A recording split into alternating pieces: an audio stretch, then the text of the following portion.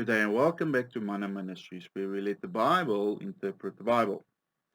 So continuing with Daniel, we will go to chapter 3 and we will see what Nebuchadnezzar's response was to this dream that he had of the statue. Now remember, there was a principality in control of the kingdom, and that principality had the name the Assyrian. Now this was a spiritual power that God appointed to look over the nation of the Assyrians. But that was the main principality, and that main principality went and he founded the nation of the Chaldeans, and he made the city of Babylon.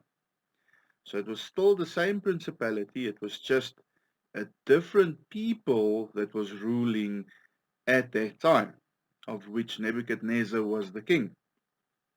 So he has this dream where the statue was of gold, the head of gold, and then the arms and chest was of silver, the belly and thighs were of bronze, the legs were of iron, and then the feet were of partly of iron and partly of clay.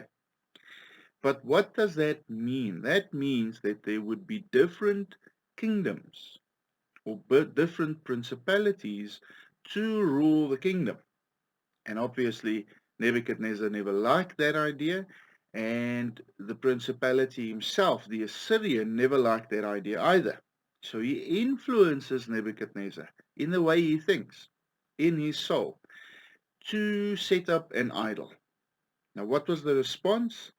He makes an idol that is completely of gold, not just the head. And that symbolizes that he thinks that his reign will last forever. And that includes the principality. The principality says, look, I'm not just the head of gold. I will be the whole body. My kingdom will reign forever. And this is why Nebuchadnezzar sets up this idol in his land, and why he compels people to worship this idol. Now we know the story well. Daniel's three friends, Shadrach, Meshach, and Abednego, refuse to bow down and worship this idol, this statue of gold. And Nebuchadnezzar gets angry and he orders the ovens to be heated up 7 times higher than normal. And it was so hot that when they opened it up, that the men, the brave men that were to throw them into this oven, in fact died themselves because of this vehement heat. But a strange thing happens. Instead of 3 people in the flames, there are 4, and Nebuchadnezzar sees this, and he realizes straight away, look, I made a mistake. That is a son of God, and it's an angel of God, and he sent his angel to save these men. In fact, before he had them thrown in, he says, who is the God that will save you from my hand? And he realizes that there is one God, and the highest God sent his angel to save these men. They come out of the fire. They don't even smell of fire. Their hair is not singed. And Nebuchadnezzar praises God.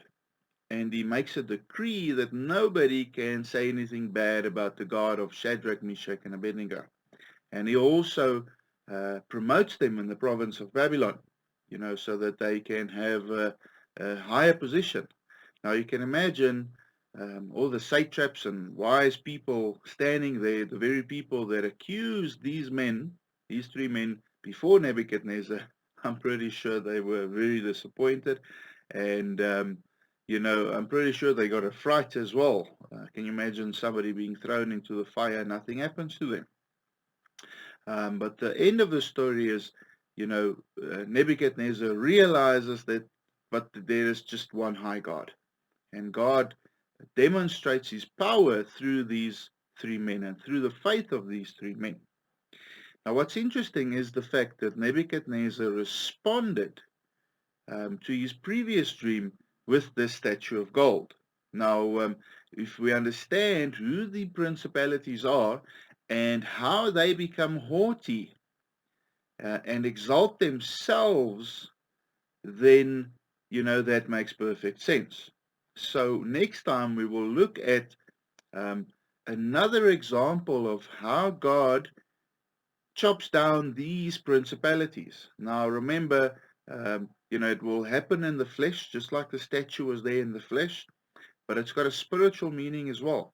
And next week, we will look at how this great tree, Nebuchadnezzar, or the principality of Nebuchadnezzar, or of Babylon, they called the Assyrian, how that great tree would be chopped down for a time, but not completely destroyed, because that tree will grow again.